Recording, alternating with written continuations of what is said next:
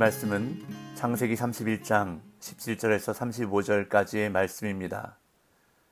야곱이 일어나 자식들과 아내들을 낙타들에게 태우고 그 모은 바 모든 가축과 모든 소유물 곧 그가 밧단 아람에서 모은 가축을 이끌고 가나안 땅에 있는 그의 아버지 이삭에게로 가려 할세. 그때 라반이 양털을 깎으러 갔으므로 라헬은 그의 아버지의 드라빔을 도둑질하고 야곱은 그 거취를 아람 사람 라반에게 말하지 아니하고 가만히 떠났더라. 그가 그의 모든 소유를 이끌고 강을 건너 길라앗산을 향하여 도망한 지 3일 만에 야곱이 도망한 것이 라반에게 들린지라. 라반이 그의 형제를 거느리고 7일 길을 쫓아가 길라앗산에서 그에게 이르렀더니 밤에 하나님이 아람 사람 라반에게 현몽하여 이르시되 너는 삼가 야곱에게 선악간에 말하지 말라 하셨더라. 라반이 야곱을 뒤쫓아 이르렀으니 야곱이 그 산에 장막을 친지라. 라반이 그 형제와 더불어 길라앗산에 장막을 치고 라반이 야곱에게 이르되 네가 나를 속이고 내 딸들을 칼에 사로잡힌 자같이 끌고 갔으니 어찌 이같이 하였느냐. 내가 즐거움과 노래와 북과 수금으로 너를 보내겠거늘 어찌하여 네가 나를 속이고 가만히 도망하고 내게 알리지 아니하였으며 내가 내 손자들과 딸들에게 입맞추지 못하게 하였으니 네 행위가 참으로 어리석도다. 너를 해야 할 만한 능력이 내 손에 있으나 너희 아버지 하나님이 어젯밤에 내게 말씀하시기를 너는 삼가 야곱에게 선악간에 말하지 말라 하셨느니라.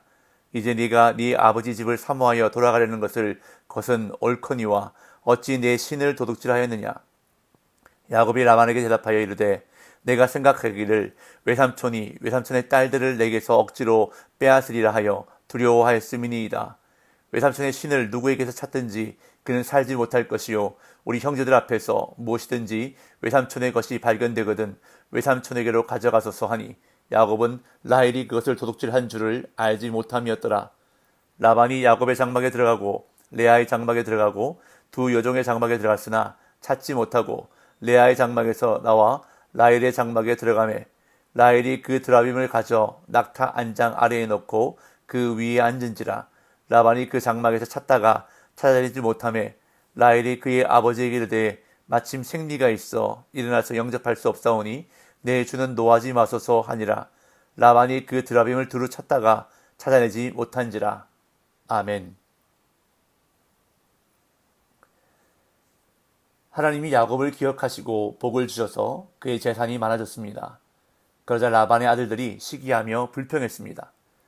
라반은 그동안 야곱에게 품삯을 제대로 주지 않고 10번이나 바꾸며 그를 속이려 했습니다. 그러나 하나님은 야곱에게 은혜를 주셔서 그의 소유가 계속 늘어나게 하셨습니다. 그러한 상황에서 하나님이 야곱에게 고향으로 돌아가라고 명하셨습니다. 그러자 야곱은 라헬과 레아 두 아내들에게 자신의 뜻을 알리고 라반이 지금까지 자신에게 한 행위에 대해 처음으로 말했습니다. 이 아내들도 야곱의 의견에 동의하게 되고 이제 야곱은 모든 가족과 소유들을 이끌고 가나안 땅을 향해 떠나게 됩니다. 17절에서 20절입니다. 야곱이 일어나 자식들과 아내들을 낙타들에게 태우고 그 모은 바 모든 가축과 모든 소유물 곧 그가 밧단 아람에서 모은 가축을 이끌고 가나안 땅에 있는 그의 아버지 이삭에게로 가려 할세. 그때 라반이 양털을 깎으러 갔으므로 라헬은 그의 아버지의 드라빔을 도둑질하고 야곱은 그 거취를 아람 사람 라반에게 말하지 아니하고 가만히 떠났더라.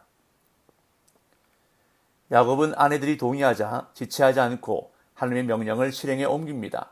자식들과 아내들을 낙타들에게 태우고 밧단 아람에서 얻은 모든 가축과 재물을 가지고 아버지 이삭이 살고 있는 가나안 땅으로 출발합니다.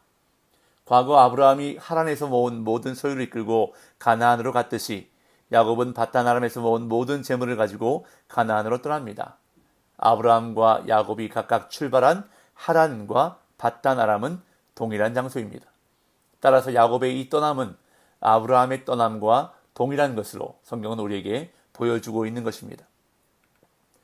야곱은 라반이 양털을 깎으러 간 사이에 출발했습니다.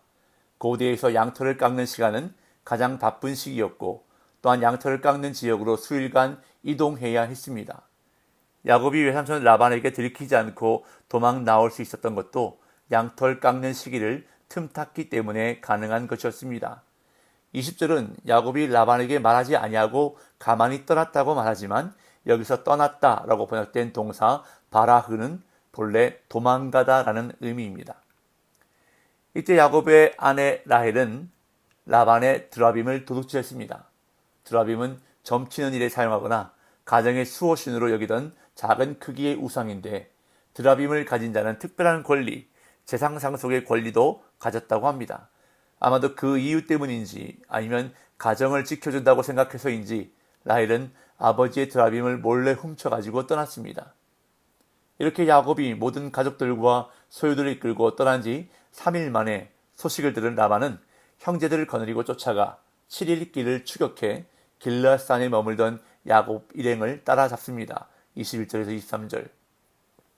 그가 그의 모든 소유를 이끌고 강을 건너 길르앗산을 향하여 도망한 지 3일 만에 야곱이 도망한 것이 라반에게 들린지라 라반이 그의 형제를 거느리고 7일 길을 쫓아가 길르앗산에서 그에게 이르렀더니 야곱이 도망한 사실이 3일 후에 라반에게 들렸습니다. 그 소식을 접한 라반은 형제들을 거느리고 7일 길을 쫓아갔습니다. 이것은 라반이 무장을 하고 야곱을 추적했음을 보여줍니다. 라반과 형제들이 야곱을 추격한 지 7일 만에 야곱이 있는 곳까지 도달했으므로 야곱이 출발한 지 10일 만에 따라잡았다는 것을 알 수 있습니다. 그런데 길르앗산에 머물고 있던 야곱 일행을 따라잡은 그 밤에 하나님께서 꿈에 라반에게 나타나셔서 야곱을 해치지 말라고 명하십니다. 24절. 밤에 하나님이 아람 사람 라반에게 현몽하여 이르시되 너는 삼가 야곱에게 선악간에 말하지 말라 하셨더라. 분노한 라반은 이제 다음 날이면 야곱 일행을 붙잡을 수 있음을 알고 그를 해야 할 생각을 하고 있었던 것 같습니다. 그런데 바로 그날 밤에 하나님이 라반의 꿈에 나타나셨습니다. 그리고 너는 삼가 야곱에게 선악간에 말하지 말라는 경고의 말씀을 하셨습니다. 여기서 선악간에라는 말은 선한 것에서부터 악한 것까지를 뜻합니다. 즉 하나님은 라반에게 야곱에 대한 선악의 판단을 내리지 못하게 하신 것입니다. 이런 하나님의 경고를 들은 라반은 야곱을 만나 책망만 합니다. 25절에서 29절. 라반이 야곱을 뒤쫓아 이르렀으니 야곱이 그 산에 장막을 친지라. 라반이 그 형제와 더불어 길르앗산에 장막을 치고 라반이 야곱에게 이르되 네가 나를 속이고 내 딸들을 칼에 사로잡힌 자같이 끌고 갔으니 어찌 이같이 하였느냐. 내가 즐거움과 노래와 북과 수금으로 너를 보내겠거늘 어찌하여 네가 나를 속이고 가만히 도망하고 내게 알리지 아니하였으며 내가 내 손자들과 딸들에게 입맞추지 못하게 하였으니 네 행위가 참으로 어리석도다. 너를 해야 할 만한 능력이 내 손에 있으나 너희 아버지의 하나님이 어젯밤에 내게 말씀하시기를 너는 삼가 야곱에게 선악간에 말하지 말라 하셨느니라. 야곱에게 도착한 라반은 두 가지 일에 대해 말합니다. 하나는 야곱이 자신에게 말하지 않고 딸들을 포로처럼 끌고 가 작별 인사도 나누지 못했다고 말합니다. 만약 자신에게 떠나겠다고 말했으면 즐거움과 노래와 북과 수금으로 보냈을 것인데 어찌하여 속이고 가만히 도망했느냐고 비난합니다. 그래서 손자들과 딸들에게 인사하지도 못하게 하였다고 야곱을 향해 어리석다고 비난했습니다. 그러면서 라반은 하나님이 지난밤 꿈에 나타나셔서 경고하신 것을 말합니다.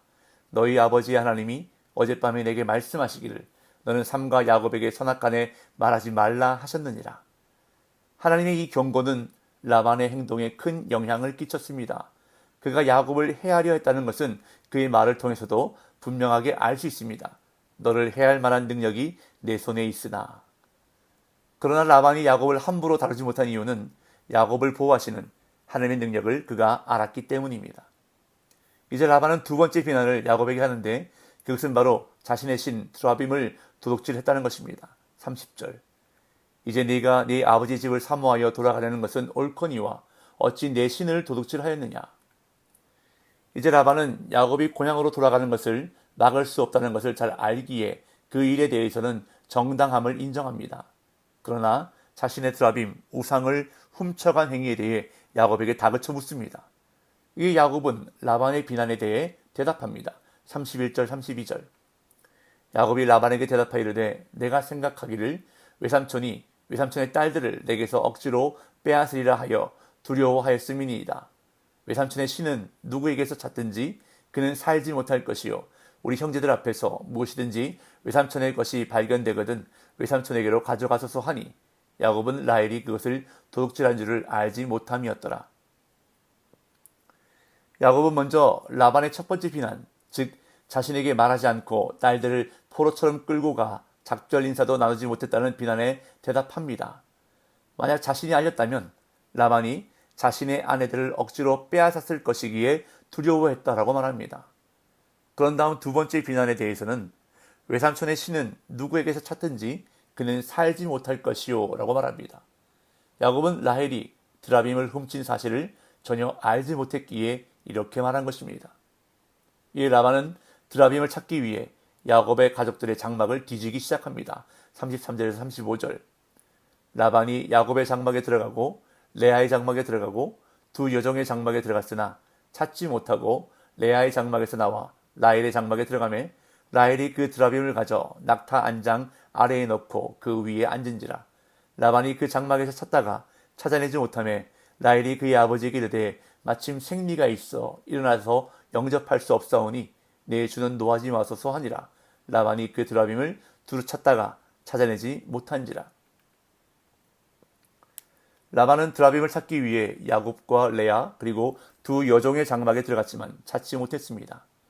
마지막으로 라헬의 장막에 들어갔는데 라헬은 훔친 드라빔을 숨기려고 낙타 안장 아래에 넣고 그 위에 앉았습니다.